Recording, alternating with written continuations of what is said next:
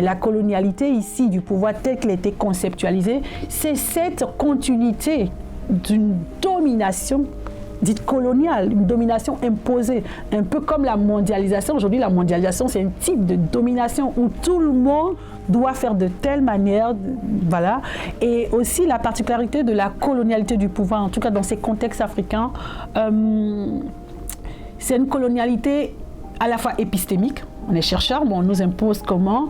Et au niveau de l'éducation, par exemple, les systèmes éducatifs sont hérités de la colonisation et sont imposés aussi parce que pour des questions de financement, pour que la Banque mondiale, le FMI ou les institutions en tout cas de Bretton Woods puissent financer, il y a des cases à cocher.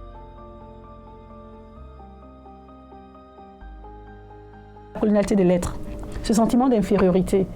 Et malheureusement, le blanc égale à je suis supérieur au noir. Donc, et l'Africain a endossé ça, c'est je suis inférieur au blanc. Donc dans certaines cultures, on appelle le blanc le mundele, le modèle blanc, l'être supérieur.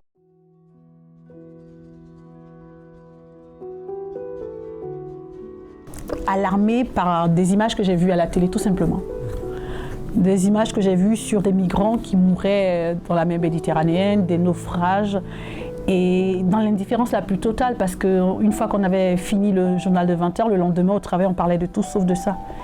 Et j'en ai pleuré. Donc c'est parti en fait de quelque chose peut-être qui me touche parce que je suis noire de peau aussi, et que je suis une personne racialisée. Donc de voir que ces gens-là mouraient dans l'indifférence la plus totale, ça a suscité en moi cette préoccupation et cette interrogation de dire mais attendez, ces gens-là sont issus de pays qui ont été colonies françaises, qui n'ont rien envié à la modernité française. Comment ça se fait qu'elles risquent leur vie?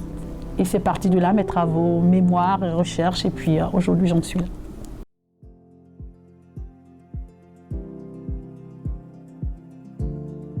Tout simplement parce que quand j'ai fait des recherches, je regardais sur Internet, sur le site de l'INSEE, qui tient les statistiques, et le site du ministère de l'Intérieur, j'ai questionné les pays qui fournissaient, en tout cas d'où provenaient ces migrants. Et la Côte d'Ivoire, à l'époque, en tout cas 2019, puisque ça date déjà de la période avant Covid, j'ai vu que la Côte d'Ivoire était le deuxième pays. Il y avait le Sénégal, la Côte d'Ivoire. J'avais déjà des correspondants sur place en Côte d'Ivoire. Je me suis dit qu'il serait plus facile pour moi, puisque j'ai découvert une association là-bas qui travaille sur ces questions-là. Et c'est comme ça que j'ai pris contact avec cette association qui a accepté de me recevoir là-bas. Et puis les travaux ont commencé.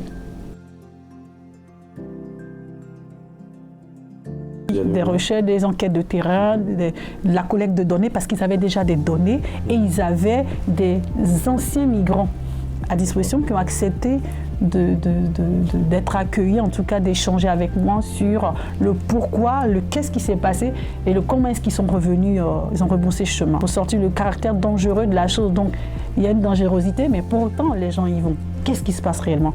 Donc ça a conforté en fait mon intérêt pour le sujet. Une grande victoire. Peut-être que certes, ça ne change pas des choses dans les pays d'Afrique, mais je pense que le travail qu'on fait, ça doit être pour ici et là-bas. Jusqu'à quand on est migrant? On est né ici, on ne connaît pas autre chose qu'ici, mais vita aeternam, on est migrant. Donc c'est aussi, voilà, ces prises de conscience que je suscite et j'en suis fière.